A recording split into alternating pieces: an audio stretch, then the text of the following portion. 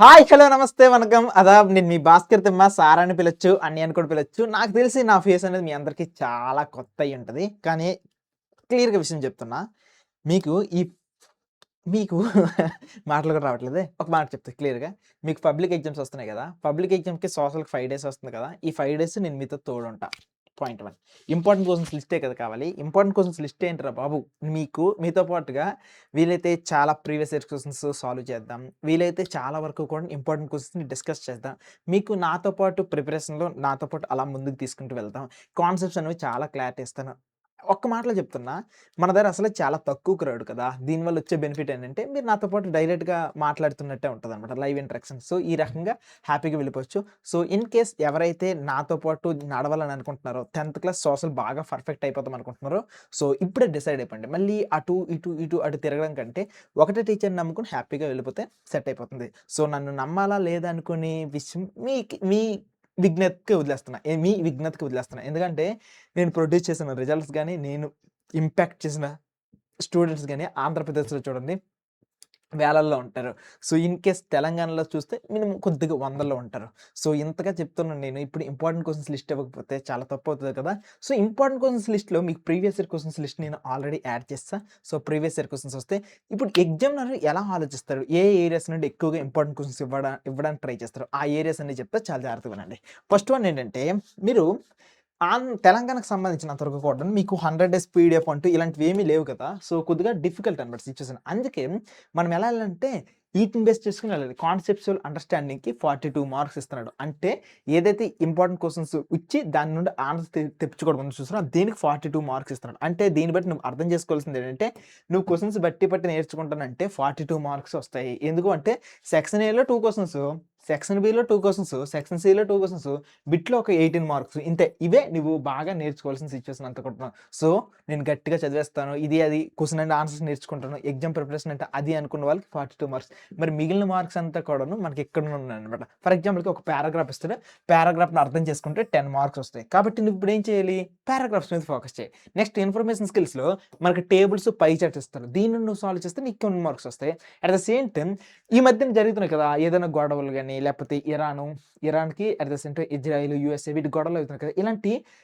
ఇలాంటి contemporary issues ఉంటాయి. వాటి మీద నువ్వు అబ్జర్వ్ చేసి రాసిస్తే చాలన్నమాట. సో, 10 మార్క్స్ వస్తాయి. సో, ఎక్కడెక్కడ వస్తాయంటే 6 మార్క్స్ క్వెషన్‌లో ఒకటొస్తుంది. 2 మార్క్స్‌కి ఒక క్వెషన్ వస్తుంది. బిట్స్‌లో 2 ఇస్తాడు. కాబట్టి కొద్దిగా జాగ్రత్త. నెక్స్ట్ మనందరికీ తెలిసింది మ్యాపింగ్. మ్యాపింగ్ పాయింట్ లేకపోతే వేస్ట్ కదా! కాబట్టి మ్యాప్‌కి సంబంధించిన రీడింగు, మ్యాప్‌కి సంబంధించి పాయింటింగు, మ్యాప్స్‌ని డ్రా చేయడం. ఈ 3 వేస్‌లో అడుగుతున్నాడు కాబట్టి వీటిని ఒకసారి చెక్ చేసుకుంటే మనకు ఉన్నవి రెండు మ్యాప్స్. ఒకటి ఇండియా మ్యాప్ లేకపోతే వరల్డ్ మ్యాప్ అనమాట. వరల్డ్ మ్యాప్స్ అడిగాడనుకో 6 మార్క్స్ వెయిటేజ్ ఉంటది. ఇండియా మ్యాప్స్ అడిగితే 4 మార్క్స్ వరకు వెయిటేజ్ ఉంటది. సో, నేను ఇంపార్టెంట్ మ్యాప్స్ అన్నీ కూడా ఆంధ్రప్రదేశ్ ఛానెల్‌లో మ్యాపింగ్ పాయింట్‌లో చేస్తాను. సో, ఇన్ కేస్ కావాలంటే హ్యాపీగా చూసుకోవచ్చు. ఆ తర్వాత లాస్ట్‌గా నీ చుట్టూ జరిగిన ఏదైనా ఒక ఇష్యూకి అప్రిషియేషన్ కానీ సెన్సిటివిటీ అప్రిషియేట్ చేయడం అంటారు. ఫర్ ఎగ్జాంపుల్‌కి కొన్ని స్లోగన్స్, ఇంపార్టెంట్ స్లోగన్స్ లిస్ట్ ఉంది. రెడీగా ఉంది. ఇంపార్టెంట్ పాంప్లెట్ లిస్ట్ కూడా రెడీగా ఉంది. సో, లెటర్ రైటింగ్ దీనికి కూడా రెడీగా ఉంది. At the same time qualities of the leader. So, ఈ 4గిటిని మనం ప్రిపేర్ అయితే మనకు డెఫినెట్‌లీ ఒక క్వెషన్ ఉంటది. కాబట్టి ఇది సిట్యుయేషన్ అంతా కూడాను. కాబట్టి నా సజెషన్‌లో ఆ 42 మార్క్స్‌కి ఏవైతే ఇంపార్టెంట్ క్వెషన్స్ వస్తాయో వాటిని ప్రెడిక్ట్ చేయడం కంటే, ఈ ఏరియాస్ మీద మనం గట్టిగా ఫిక్స్ అయిపోతే, గట్టిగా ప్రాక్టీస్ చేసుకుంటే వీటిలో నుండి ఫిక్స్‌డ్‌గా మార్క్స్ వస్తాయి. ఇప్పుడు మీకు ఒక్కొక్క ఏరియాకి సంబంధించి ఏమేం క్వెషన్స్ ఉంటాయి, ఎలా ఉంటాయని చెప్తా చూడండి. ఫస్ట్ సో, ఏదైతే ఇంపార్టెంట్ క్వెషన్స్ లిస్ట్ అనుకున్నాను కదా! హిమాలయాస్ సంబంధించి కంప్లీట్ కాన్సెప్ట్ నేర్చుకోండి. అప్పుడు ఏ క్వెషన్ అడిగినా సరే ఆన్సర్ రాసేస్తారు. So, east or west coastal plains గురించి ఒక క్వెషన్ నేర్చుకోండి. అప్పుడు బాగా నేర్చుకోవచ్చు. Deccan plateau versus Malwa plateau ఈ రెండిటిని కూడా జాగ్రత్తగా చూడండి. హిస్టరీలో చూసుకున్నట్లయితే వరల్డ్ వార్ 1, వరల్డ్ వార్ 2 జరగడానికి కాజెస్ ఉన్నాయి కదా! వీటి మీద ఫోకస్ చేయండి. తర్వాత దీని యొక్క కాన్సిక్వెన్సెస్ అసలు సిమిలర్ వరల్డ్ వార్ జరగడానికి 2 వరల్డ్ వార్ మధ్య ఏం సిమిలర్ కాజెస్ ఉన్నాయి, రీజన్స్ ఉన్నాయి. గ్రేట్ డిప్రెషన్ అనే కాన్సెప్ట్, రష్యన్ రెవల్యూషన్ అనే కాన్సెప్ట్ నువ్వు నేర్చుకుంటే చాలా సేఫ్‌గా ఉంటాం. డన్. వన్స్ ఇదయిపోయింది కదా! నెక్స్ట్ సెకండ్ లెసన్, థర్డ్ లెసన్‌లో అంతా జుజుబి టాపిక్స్. కానీ కాన్సెప్ట్ వైస్‌గా ఎళ్ళిపోదామా? అన్‌ఎంప్లాయ్‌మెంట్ అనే concept, organised sector, unorganised sector అనే కాన్సెప్ట్ నేర్చుకో. ఫోర్త్ లెసన్‌కొచ్చినప్పుడు గ్లోబల్ వార్మింగ్ అనే కాన్సెప్ట్, ఫిఫ్త్ లెసన్‌కొచ్చేటప్పుడు తుంగభద్ర అనే కాన్సెప్ట్. ఇవన్నీ క్వెషన్ అండ్ ఆన్సర్స్ నేర్చుకోవాలంటే అది క్వెషన్ అండ్ ఆన్సర్స్ కాదురా! పారాగ్రాఫ్. ఓకేనా? పారాగ్రాఫ్స్ అనమాట. ఈ టాపిక్స్ గురించి నువ్వు కొద్దిగా ఐడియా ఉందనుకో, నీకు ఈ టాపిక్స్ మీద పారాగ్రాఫ్ ఇస్తే చాలా సేఫ్ సైడ్‌లో ఉంటావు. అందుకే కొద్దిగా నాలెడ్జ్ అనేది క్లిక్ చేసుకో. అర్బనైజేషన్ అనే టాపిక్ మీద కొద్దిగా నాలెడ్జ్, మైగ్రేషన్ అనే టాపిక్ మీద, హిస్టరీలో అయితే ఇండియా, పాకిస్తాన్ డివైడింగ్ మీద లాస్ట్ లెసన్స్‌లో కొన్ని పారాగ్రాఫ్స్ రాయడానికి చాయిస్ ఉంటది. కాబట్టి వీటిని చెక్ చేసుకుంటూ వెళ్దాం. సో, ఈ టైప్ దాంట్లో పారాగ్రాఫ్స్ ఇచ్చేటప్పుడు ఈ కాన్సెప్ట్ నుండి మనం ఏం చేయాలంటే, ప్యాసేజెస్ ఏమున్నాయి అండ్ డేటా ఏం డేటా అడిగాడు, లేకపోతే కన్క్లూజన్ ఈ మూడిటిని కూడా నువ్వు బాగా అర్థం చేసుకుంటే సెట్ అవుతుందన్నమాట. డన్. ఇది పారాగ్రాఫ్ సంబంధించి ఈ ఇంపార్టెంట్ క్వెషన్స్ కదా! ఇప్పుడు ఇన్ఫర్మేషన్ స్కిల్స్‌కి సంబంధించినంత వరకు కూడాను మనకి ఏమొస్తాయని చెక్ చేద్దామా? సో, ఇన్ఫర్మేషన్ స్కిల్స్‌లో నీకు పై చార్ట్ అని ఇస్తాడు, బార్ గ్రాఫ్ అని ఇస్తాడు. సో, ఇలాంటివన్నీ ఇస్తాడు. సో, ఎనాలిసిస్ కోసం నువ్వు అటు నుండి అనలైజ్ చేసి కన్క్లూజన్ రాయాలి.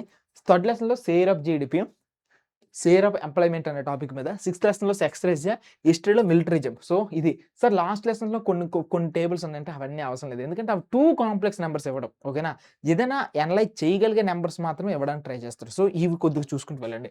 వన్స్ ఇదైపోయిన తర్వాత నువ్వు కాంటెంపరరీగా జరుగుతున్న విషయాల మీద నీ యొక్క రిఫ్లెక్షన్ అని అడుగుతాడు. సో, అది నీ విజ్ఞత అనమాట. సో, దీంట్లో స్పెషల్‌గా చెప్పడానికి లేదు.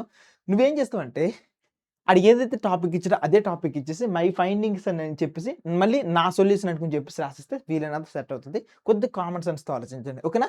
మ్యాపింగ్ పాయింట్స్ అనేవి చాలా ఎక్కువ మ్యాప్ పాయింట్స్ చెప్తాను. కొద్దిగా వినండి. సో, ఏమేమి చూసుకోవాలంటే హిమాలయాల్లో 3 రేంజెస్ పక్కాగా వచ్చుండాలి. ఓకేనా? గ్రేటర్ హిమాలయస్, ఆ లెస్సర్ హిమాలయస్, ఆ కింద ఔటర్ హిమాలయస్ ఈ 3 వచ్చుండాలి.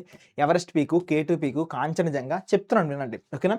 నైనితాలు, రాణికేతు, ముస్సోరి, సిమ్లా, డార్జిలింగ్ ఈ హిల్ స్టేషన్స్ మీద నెక్స్ట్ ఆరావళి, వింధ్య సాత్పుర కొండలు, వెస్టర్న్ ఘాట్స్‌లో చూసుకున్నట్లయితే అనైముడి, నెక్స్ట్ ఊటీ, దొడబెట్ట. సో, ఈ కాన్సెప్ట్ నేర్చుకోండి. నెక్స్ట్ ఈసారి కంట్రీస్ సంబంధించినంత వరకు వీలైనంత వరకు మన దేశంలో ఉన్న క్యాపిటల్స్, స్టేట్స్ ఇవన్నీ నేర్చుకో.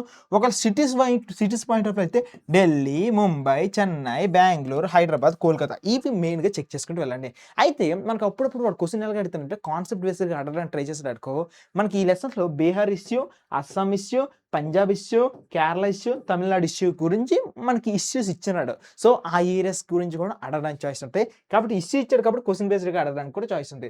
ఆ తర్వాత రివర్స్ లేకుండా ఎప్పుడైనా అవుతాయా? ఉన్న పెరెనియల్ రివర్స్. సో, ఏదైతే గంగా, బ్రహ్మపుత్ర, సింధు రివరు. సో, ఈ రివర్స్ మీద మనం ఫోకస్ చేసుకుంటూ వెళ్ళిపోవాలి. తర్వాత హిమాలయన్ రివర్స్ సంబంధించి ఇవి కూడా చెక్ చేసుకుంటూ వెళ్ళండి. ఓకేనా? సో, ఒకటి హిమాలయన్ రివర్స్. సో, ఈ రకంగా మనము చెక్ చేసుకుంటూ వెళ్ళాలి. పెరెనియల్ రివర్స్, హిమాలయన్ రివర్స్ ఈ టాపిక్స్ ఉన్నాయి కదా! అయితే పెరెనియల్ అంటే జీవనదులు. మరి సీజనల్ రివర్స్ కూడా ఉంటాయి. సో, పెరెనియల్ అంటే జీవనదులు కదా! సో, పెరెనియల్ అన్నా హిమాలయన్ రివర్స్ అన్నా ఒకటే. ఓకే. నెక్స్ట్ ఇంకొకటి మనకి ఇవి ఉన్నాయి. సీజన్ బేస్డ్‌గా రివర్స్ అవేంటున్నాయి? గోదావరి, కృష్ణ, సో, అక్కడ కిందకెళ్తే కావేరి, ఆ పక్కనేమో మహానది. ఈ రివర్స్ మీద కూడా ఫోకస్ చేయండి. నెక్స్టు మ్యాప్ పాయింట్‌లో east flowing reverse and west flowing reverse వీటి మీద కూడా కొద్దిగా ఫోకస్ చేసుకుంటూ వెళ్ళండి. సెట్ అవుతుంది. ఆ తర్వాత ఇండైరెక్ట్ క్వెషన్స్ అడుగుతారన్నారు కదా! హైయెస్ట్ డెన్సిటీ ఉన్న స్టేట్ ఏంటి? అది మనం మార్క్ చేయాలి. లోయెస్ట్ సెక్స్ రేషియో ఉన్న సో, సెక్స్ రేషియో ఉన్న కంట్రీ ఏది అని అడుగుతాడు. సో, మనం అక్కడ టిక్ చేయాల్సొస్తుంది. సో, నేనేం చెప్పాలనుకుంటున్నానంటే కొద్దిగా జాగ్రత్త అన్నమాట. కాన్సెప్ట్ బేస్డ్‌గా కాన్సెప్ట్ తెలియాలి.